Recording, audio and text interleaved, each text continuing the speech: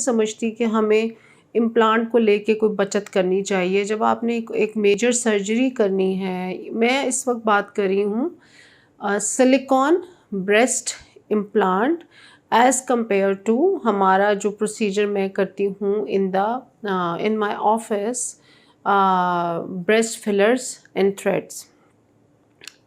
ये कुछ थोड़ा सा कंफ्यूजिंग कॉन्वर्सेशन हो जाती है बाज़ औक़ात आम लोगों के लिए, तो मैं फिर से एक्सप्लेन कर देती हूँ कि जो अभी हम बात कर रहे हैं अब, वो मैं आपको कंपैरिजन देने की कोशिश कर रही हूँ कि अगर आप एक नॉर्मल ब्रेस्ट सर्जन के पास जाती हैं, प्लास्टिक सर्जन के पास जाती हैं या मेरे पास आती हैं, हम लोग भी करते हैं, हमारी भी एक टीम है वो भी करती हैं। अगर आप पसंद करती हैं कि जी मैंने तो सिर्फ ब्रेस्ट इम्प्लांट्स ही डलवाने हैं, तो वो कैसे होगा? I don't want to go for a filler और थ्रेड और समथिंग लाइक दैट। तो उसके अंदर मैंने आपको बताया कि हम पहले आपको गाइड करते हैं कि आपने ब्रेस्ट के इम्प्लांट कहाँ से और कैसे ख़रीदने हैं, किस आदमी से लेने हैं। वो आपको हम 2-3 लोग गाइड कर देते हैं, उनसे आप ब्रेस्ट के इम्प्लांट्स ले लेते हैं। नंबर 2, मैं पसंद करती हूँ कि जो सबसे अच्छी क्वालिटी के ब्रेस्ट इम्प्लांट्स हों वो लिए जाएँ, ताकि रिएक्शन या बाद में किसी किस्म का भी कोई डर ना हो। क्लाइंट की सेफ्टी के लिए हम सबसे अच्छी क्वालिटी चूज़ करें। उसी में तकरीबन आपका 5, साढ़े 5-6 लाख रुपए के इस वक्त अच्छी क्वालिटी के इम्प्लांट्स जो जिनमें लीस्ट डर होता है रिएक्शन का, वो आ रहे हैं। फिर आपने नॉर्मल जो इम्प्लांट की सर्जरी है उसके लिए आपके सारे बेसिक टेस्ट होते हैं, सीबीसी, एलएफटीज़, आरएफटीज़, यूरिनरी, किडनी के टेस्ट, आपका क्लॉटिंग का प्रोफाइल, लिवर के टेस्ट, आपका पीटी, एपीटीटी और जितने भी बेसिक टेस्ट हैं, कोरोना के टेस्ट, हेपेटाइटिस की स्क्रीनिंग होती है क्योंकि आपने मेन ऑपरेशन थिएटर में जाना होता है, वहाँ पे और लोगों की सर्जरीज़ भी होनी होती हैं। So we have to check the client thoroughly and properly के ये ट्रेनिंग, ये जो क्लाइंट वहाँ पे जाके अपनी सर्जरी कराएगा, ये सारा इक्विपमेंट या कोई और चीज़ को इन्फेक्टेड तो नहीं कराएगा। यहाँ तक कि एड्स के टेस्ट भी या सेक्शुअली ट्रांसमिटेड डिजीज़ के टेस्ट भी कुछ सेटअप्स में एहतियातन किए जाते हैं। अच्छा, टेस्ट होने के बाद आपकी होगी एनेस्थीसिया फिटनेस, यानी एनेस्थीसिया के जो डॉक्टर हैं जिन्होंने आपको एनेस्थीसिया देना होगा उस टाइम पे, वो आपको प्रॉपरली असेस करेंगे कि are you fit candidate for the surgery of breast और नॉट। फॉर इंस्टेंस आप एनेस्थीसिया फिटनेस आपकी हो गई, आप अप्रूव आपको कर दिया, ओके कर दिया डॉक्टर ने फॉर द ब्रेस्ट सर्जरी, उसके बाद आपको हम ओटी की डेट दे देते हैं कि इस डेट को जी आपने ऑपरेशन थिएटर में आपका केस होगा, आपने एक रात पहले हॉस्पिटल में एडमिट हो जाना है। हॉस्पिटल में एडमिट हो जाते हैं, आपका एरिया साफ़ किया जाता है, आपको एंटीबायोटिक लगती है। ऑपरेशन थिएटर के दिन हम आपको ओटी में ले जाते हैं।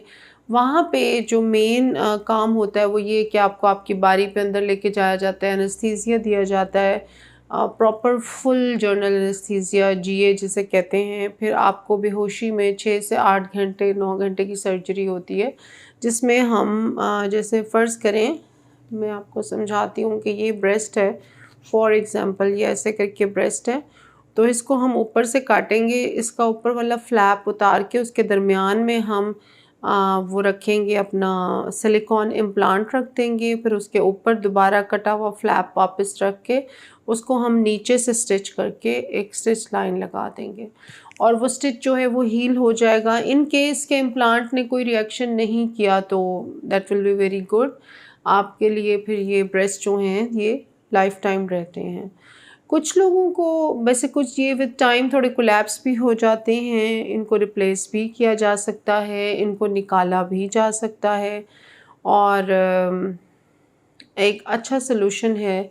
लेकिन मेरे क्लाइंट्स के मुताबिक इस तरह के किसी भी प्रोसीजर से इतना शोर मच जाता है कि सबको पता चल जाता है कि एक बंदा हॉस्पिटल एडमिट है, आपको घर को छोड़ना होता है 1 हफ़्ते के लिए, उसके बाद भी आफ्टर केयर बहुत ज़्यादा है इस प्रोसीजर की। तो इस मेजर सर्जरी के मुकाबले में ये जो फिलर और थ्रेड्स हैं ये सिर्फ 1 घंटे का काम है। फुल नमिंग में हम करते हैं इन द क्लिनिक और इसके अंदर कोई खौफ और ख़तरे की बात नहीं है, कोई हॉस्पिटल स्टे नहीं है, कोई लंबे चौड़े टेस्ट नहीं है। आपने सिर्फ 1 हफ़्ते के बाद या 2 हफ़्ते के बाद आके अपना फ़ॉलो अप विज़िट करना है और हमें चेक करवाना है। और अगर कोई दूर से क्लाइंट आई हुई होती हैं तो हम उनका फ़ोन पे वीडियो कॉल पे ही ज़ख़म को अच्छी तरह देख लेते हैं और उनको ओके कर देते हैं, मेडिकेशन चेंज कर देते हैं, रोक देते हैं या बदल देते हैं। तो as compare to a major breast surgery for feeling good about yourself, I think ये जो हम प्रोसीजर कर रहे हैं 1 से 1.5 घंटे का, जिसमें 40-50 मिनट्स की नमिंग होती है, बाकी प्रोसीजर होता है, इसमें कोई लंबे चौड़े टक भी नहीं होते, कोई लंबे चौड़े इंसिजन्स नहीं हैं, कोई लंबी चौड़ी आपने चीज़ों को बाद में मरहम पट्टी या इन्फेक्शन के लिए कुछ नहीं करना। सिंपल प्रोसीजर है, आपने करवाना है, घर जाना है और मेरे से अपनी हीलिंग शेयर करनी है। अगर आपको और हमें लगता है कि आपका ब्रेस्ट ज़्यादा अफेक्टेड है, तो फिर हम बैठ के डिसाइड कर लेते हैं कि अच्छा भई इसमें स्ट्रेच मार्क्स भी हैं, प्रोफाइलो भी होना है, निपल का भी मसला है, ब्रेस्ट अगर बहुत ज़्यादा लटक रहा है और बहुत नीचे को आ रहा है तो फिर थ्रेड्स का ऑप्शन भी मौजूद होता है। सारे ऑप्शंस आपके साथ डिस्कस होते हैं, आपको पेपर के ऊपर ड्रॉ करके दिखाए जाते हैं, आपको हर चीज़ से हम आगाह करने की पूरी कोशिश करते हैं अपने क्लिनिक में। और एक और बड़ी इम्पॉर्टेंट बात ये है कि अक्सर लोग ना फ़ोन पे बहुत इंसिस्ट करते हैं कि उनको सारी डिटेल्स बताई जाएँ। अब मसला ये है कि हर ख़ातून का जो ब्रेस्ट इशू है वो डिफरेंट है और फ़ोन के ऊपर हम एक जर्नलाइज्ड आपको स्टेटमेंट तो दे सकते हैं, लेकिन एग्जैक्ट सॉल्यूशन या वीडियो कॉल पे होता है।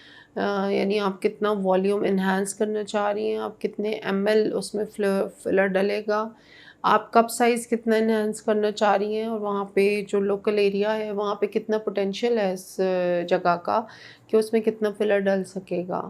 तो दैट इज़ द पॉइंट। इसका कोई एक हार्ड एंड फास्ट जवाब नहीं है। एक जनरलाइज्ड आइडिया हम आपको दे देते हैं फिलर का, लेकिन एग्जैक्ट जो सॉल्यूशन है वो आपको देखने या वीडियो कॉल के बाद ही होता है। तो मेरा ख़्याल है ब्रेस्ट के हवाले से, ब्रेस्ट फिलर के हवाले से बेतहाशा क्वेश्चंस थे और अनमैरिड बच्चियाँ बहुत ज़्यादा करवा रही हैं शादियों से पहले। इसका बच्चियों का कॉन्फिडेंस लेवल बहुत अच्छा हो जाता है, they feel very good about themself और मुझे बहुत खुशी होती है जब वो मेरे लिए अपनी खुशी से कोई फूल या गिफ्ट लाती हैं और they feel good about themselves, तो हमें भी बहुत अच्छा लगता है। आई होप मैंने have try to cover it all, लेकिन फिर भी कोई क्वेश्चन रह गया है तो आपने डेफिनेटली कमेंट सेक्शन में पूछ लीजिए। I will definitely like to answer in the upcoming video. Thank you very much for watching. नए साल की दुआओं में हम सबको याद रखें, एक दूसरे के साथ हमें बहुत प्यार मोहब्बत से रहने की ज़रूरत है, एक दूसरे को माफ़ करने की ज़रूरत है और जब आप अपनी फैमिली के लिए दुआ करें तो हमें भी याद रखें और अच्छी दुआओं में हमारे नाम याद रखें। अल्लाह ताला सबके लिए आसानियाँ फरमाए, आमीन। तो see you in next video and I hope कि ब्रेस्ट के रिलेटेड सारे क्वेश्चंस के जवाबात मैंने दे दिए हैं।